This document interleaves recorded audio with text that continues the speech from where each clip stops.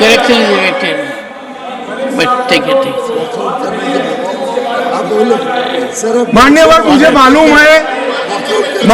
मालूम है नहीं बैठेंगे, क्योंकि ओबीसी को सम्मान देना है, महिलाओं को रिजर्वेशन देना है, ये नहीं बैठेंगे, मुझे पूरा भरोसा है। वॉकआउट करेंगे। कितनी भी कटु बात को हम सुन लिए, अब आप जवाब नहीं सुनोगे, क्या बात है? 6 घंटे तक मैंने सुना है आपको, कैसे ना नहीं सुनोगे मुझे?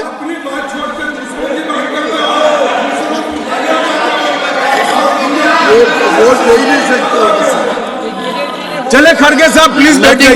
रिकॉर्ड नाउ ओनली मेरा निवेदन साहब, आप बड़े home minister says will go on record. मान्यवर, ये कहते हैं कि क्या बदलाव आया है?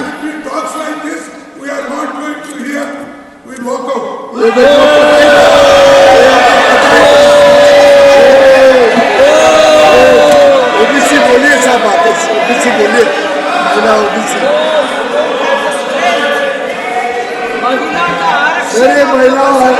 महिला और ओबीसी के लिए नहीं बैठ सकते।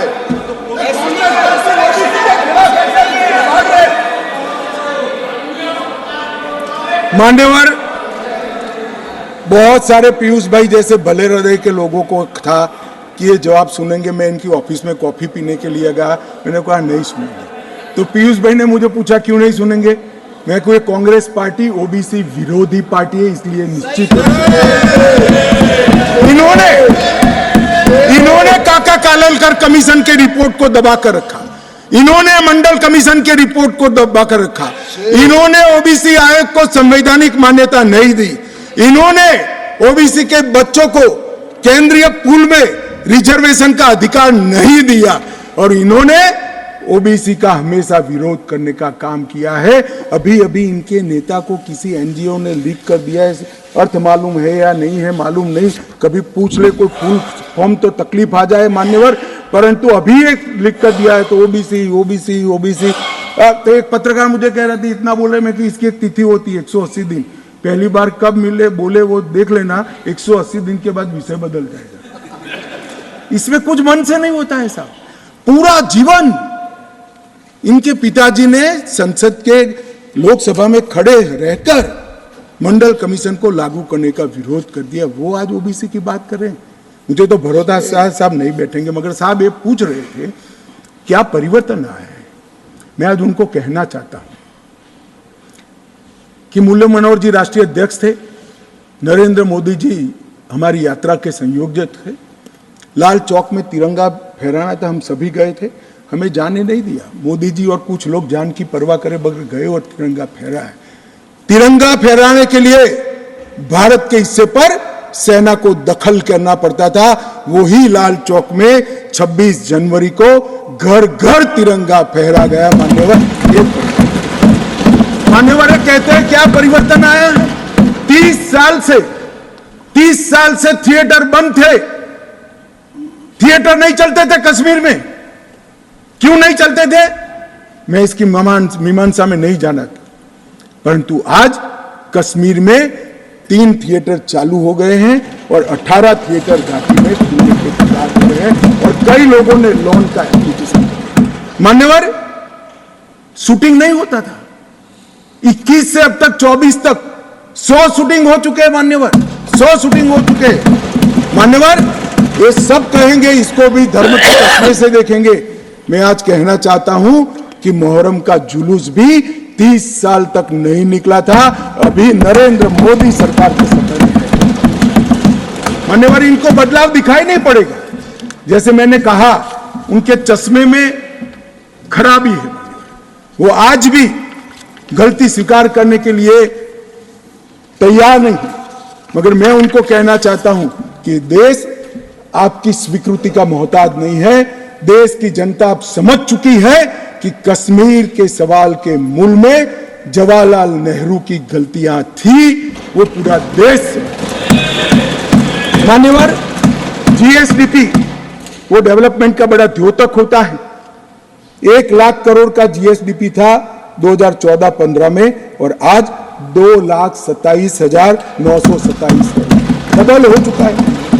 डिग्री कॉलेज 94 थे, आज 147 है। ना IIT था, ना IIM था, ना एम्स था। IIT भी खुल चुका, IIM भी खुल चुका, 2 एम्स की प्रक्रिया चल रही है, एक खुल चुका है, दूसरा खुल जाएगा। मेडिकल कॉलेज 4 थे, 7 नए मेडिकल कॉलेज खुले। नर्सिंग कॉलेज 1 भी नहीं था, 15 नर्सिंग कॉलेज खुले। मेडिकल सीट 500 थी, आज 1300 मेडिकल सीटें हैं। PG मेडिकल सीट 367 थी 70 साल में, आज 297 नई जोड़ने का काम नरेंद्र मोदी सरकार ने किया। मिड डे मील के तहत सिर्फ रिकॉर्ड पर, करप्शन तो जो होता होगा, रिकॉर्ड पर 6 लाख बच्चों को भोजन मिलता था, आज 9,31,000 बच्चों को भोजन मिलता है मान्यवर। और मान्यवर 30 लाख से टूरिस्ट का आंकड़ा 2 करोड़ पार कर गया मान्यवर। ये बताता है घाटी में ठीक है।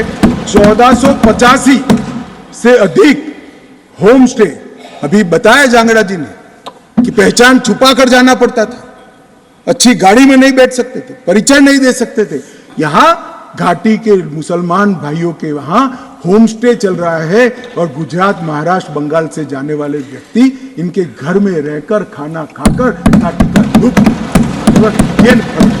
लगभग 10,000 बिस्तर होम स्टे के अंदर हो गए मान्यवर। और प्रधानमंत्री ग्राम सड़क योजना प्रतिवर्ष 1100 का एवरेज था, अब 8,086 किलोमीटर का एवरेज बना है। 47 स्मार्ट सिटी के तरफ योजनाएं थी, आज 173 है। प्रधानमंत्री आवास सिर्फ 24,000 बने थे, आज 1,45,000 बने हैं। घरेलू नल कनेक्शन सिर्फ 7,82,000 थे, आज 13,54,000 बने हैं।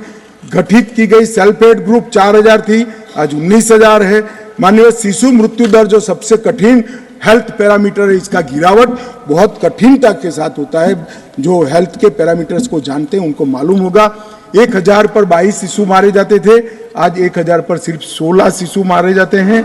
47 जन औषधि केंद्र थे, आज 227 जन औषधि केंद्र वहां पर स्थापित हो चुके हैं मान्यवर। इनको दिखाई नहीं पड़ेगा। मैं आज चले गए हैं, मगर दिग्विजय जी को कहना चाहता हूं, ये नरेंद्र मोदी जी के हृदय की संवेदना है कि घाटी और जम्मू में इतना बड़ा बदलाव डेवलपमेंट के क्षेत्र के अंदर हुआ है मान्यवर। सिर्फ हाइड्रो इलेक्ट्रिसिटी में 30,000 करोड़ का भारत सरकार ने इन्वेस्ट किया। रेलवे का पैसा अलग, नेशनल हाईवे का पैसा अलग मान्यवर। लगभग पेंशन के लाभार्थी सिर्फ 6 लाख थे, रजिस्ट्रेशन नहीं होता था जम्मू की साइड से। अब ट्रांसपेरेंट रजिस्ट्रेशन के बाद 10 लाख लाभार्थी पेंशन के हो गए हैं। फूड सिक्योरिटी का कवरेज 43.8% था, आज 100% हो चुका है। हेल्थ कवरेज देश भर में एकमात्र राज्य ऐसा है जहां प्रधानमंत्री आयुष्मान भारत योजना मान्यवर सिर्फ गरीबों के लिए नहीं है, गरीब से लेकर धनी से धनी तक, फारूक अब्दुल्ला जी तक, सभी को प्रधानमंत्री आयुष्मान भारत योजना का फायदा मिलता है। ओपन एप्लीकेशन 50 से 60% था, अब 100% है। ऑनलाइन सर्विसेज सिर्फ 60 सेवाओं में थी, आज 1100 सेवाओं में ऑनलाइन सर्विसेज हो गई है। और स्पोर्ट्स में युवाओं की भागीदारी सिर्फ 2 लाख थी, आज 2022 में जम्मू कश्मीर के 60 लाख युवाओं ने खेलों में हिस्सा लिया। मान्यवर पूछते हैं कि क्या बदलाव आया, मैं इनको ही बताना चाहता हूं। और मान्यवर ढेर सारी चीजें हैं, अब ये चले गए हैं, मैंने दूसरे सदन में भी बताया, मगर मैं देश की जनता को विश्वास दिलाना चाहता हूं कि मोदी जी ने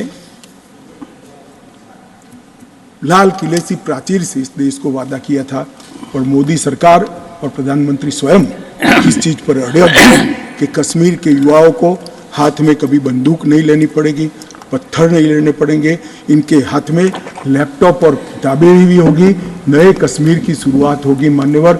आतंकवाद मुक्त कश्मीर बनने की शुरुआत हो गई है। नया कश्मीर, विकसित कश्मीर, जब विकसित भारत बनेगा, कश्मीर देश के सभी राज्यों के समकक्ष होकर वहां पर खड़ा होगा। दुनिया भर के यात्री आएंगे ऐसे कश्मीर की रचना के लिए।